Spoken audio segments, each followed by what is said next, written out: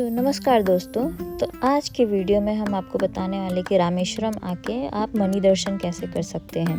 तो मणि दर्शन का टाइमिंग है सुबह 5 से 6। सबसे पहले मैं आपको ये बताना चाहूँगी कि मणि दर्शन के लिए आपको अग्नि तीर्थ स्नान करना बहुत ज़रूरी है। ऐसा मान्यता है लोगों की। वैसे तो आप डायरेक्टली भी आ सकते हैं, कौन देख रहा है, बट ऐसा माना जाता है कि वहाँ का स्नान करके ही आप आएँ। तो सुबह 5 से 6 बजे के बीच में ही वो मणि दर्शन हो सकता है। उसके लिए आपको सुबह सुबह 4 बजे ही उठ के लाइन में लगना पड़ता है, क्योंकि वो इतनी लंबी लाइन लगती है। पूरी पब्लिक उस सुबह ही आती है मणि दर्शन के लिए, सबसे मेन लाइन होती है। बाकी दिन में इतनी लंबी लाइन नहीं होती है जितनी सुबह ये 4 से 6 बजे के बीच में ही होती है। तो हमने सबसे पहले पहले ही एक दिन पहले ही लास्ट वीडियो में हमने बताया था कि एक दिन पहले ही हमने अग्नि तीर्थ में स्नानम कर लिया था। फिर हम जल्दी 4 बजे से ही लाइन पे लग गए थे, और काफ़ी लंबी लाइन होने के वजह से हमें कम से कम 1.5 घंटा वहाँ तक पहुँचने में लग गया।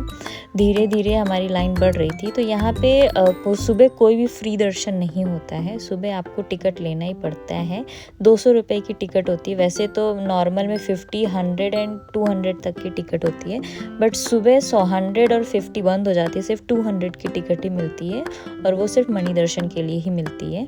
तो 6 बजे के बाद मणि दर्शन बंद हो जाते हैं, तो आप नॉर्मल में विज़िट कर सकते हैं। तो हमने ये सुबह किया। ये मणि दर्शन बहुत ही अच्छा एक्सपीरियंस रहा मेरा। बहुत ही ऑस्पिशियस होता है। जब हमने मणि दर्शन कर लिया, तो उसके बाद हम 22 कुंडों में स्नान करने गए, क्योंकि ऐसा बोला जाता है कि रामेश्वरम आने के बाद आपको 22 कुंडों के स्नान करना बहुत ज़रूरी होते हैं। वैसे तो रामेश्वरम में जब भी आप ज्योतिर्लिंग दर्शन करने जाएं, तो उसके लिए सबसे पहले तीर्थ स्नानम के बाद 22 कुंड का स्नान करना होता है, फिर ही दर्शन कर सकते हैं हम।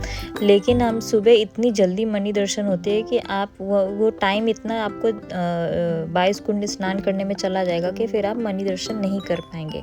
अगर आप मणि दर्शन के साथ 22 कुंड स्नान के बाद आप मणि दर्शन करना चाह रहे, तीर्थ स्नानम के बाद आप मणि दर्शन करना चाह रहे हैं, तो 2 बजे ही उठ के आपको आना पड़ेगा। वैसे यहाँ पे काफ़ी भीड़ रहती है। तो हमने मणि दर्शन होने के बाद हम फिर से पूरा प्रोसेस फॉलो किए। तो अग्नि तीर्थ स्नानम है ये। यहाँ पे सुबह सुबह आपको काफ़ी अच्छा लगेगा। सूर्य देव के सामने आप प्रणाम करेंगे, और बहुत ही अच्छा लगेगा आपको। यहाँ पे तीर्थ स्नानम के बाद फिर हम 22 कुंडों की तरफ निकल पड़ते हैं। वैसे तो ये बहुत ही ऑस्पिशियस जगह माना गया है। ये यहाँ की ये कहानी है कि श्री राम जी ने जब रावण जी को मार के आए थे, तो वो यहाँ पे ही शिवलिंग की स्थापना हुई थी, ताकि वो ब्रह्मदोष से मुक्त हो सके। फिर हमने जैसे ही हम यहाँ का स्नान ख़त्म किए, तो हम यहाँ से डायरेक्ट आप चाहे तो कपड़े बदल के भी जा सकते हैं, बट मंदिर इतना पास है कि आप डायरेक्ट वहाँ पे 22 कुंडों के लिए जा सकते हैं। तो 22 कुंड के स्नान के लिए टिकट मिलती है, जो कि 22 रुपये की मिलती है पर पर्सन। बट वहाँ पे लोग ब्लैक में भी बेचते हैं, इस वजह से क्योंकि वो आपको पूरा आप ले सकते हो ब्लैक में। वो आपको VIP ट्रीटमेंट देंगे पूरे। आप हर एक कुंड में जाके आप प्रॉपर वो बाल्टी से एक VIP ट्रीटमेंट है, और जैसे हम लोग को एक एक बूंद मिलता है, बट वहाँ पे आपको पूरा बाल्टी से कुंड में स्नान करने को मिलेगा। जैसा कि आप देख सकते हैं कि यहाँ पे हम 22 कुंडों के लिए 22 कुंड के लाइन में लगे हैं।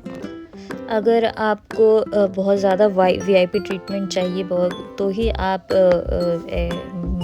ब्लैक में लीजिए टिकट, वरना आप 22 रुपीज़ पर पर्सन में डायरेक्ट जा सकते हैं।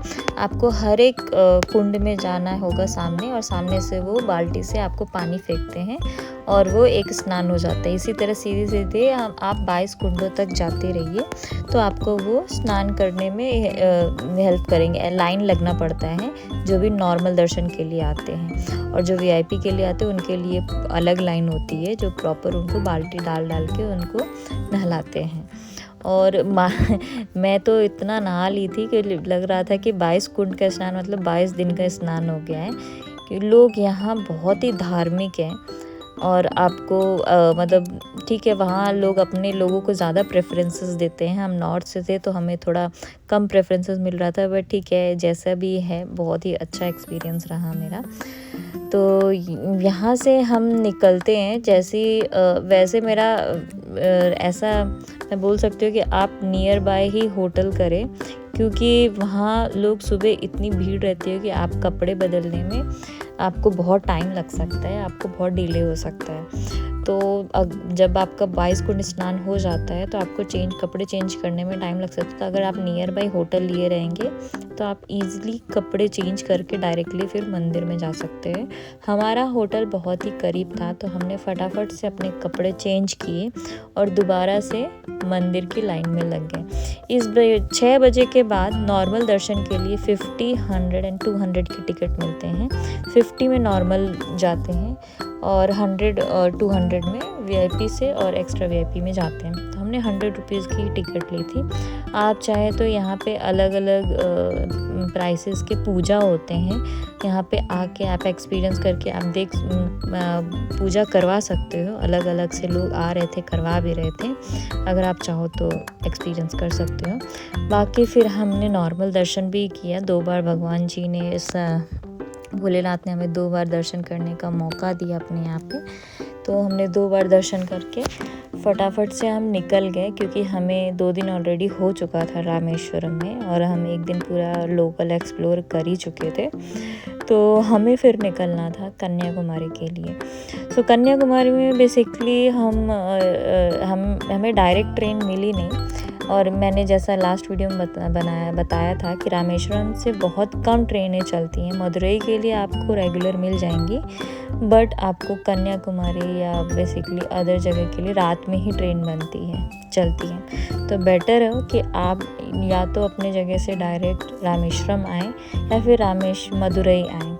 फिर हम निकल पड़े मदुरई के लिए। हम पहले मदुरई से रामेश्वरम आए, फिर रामेश्वरम से फिर मदुरई जा रहे हैं, फिर मदुरई से कन्याकुमारी जाएंगे। तो ये हम लॉन्जेस वगैरह में रुके हैं और फिर ट्रेन पकड़ के चलेंगे। मिलते हैं नेक्स्ट ब्लॉग में। Bye bye.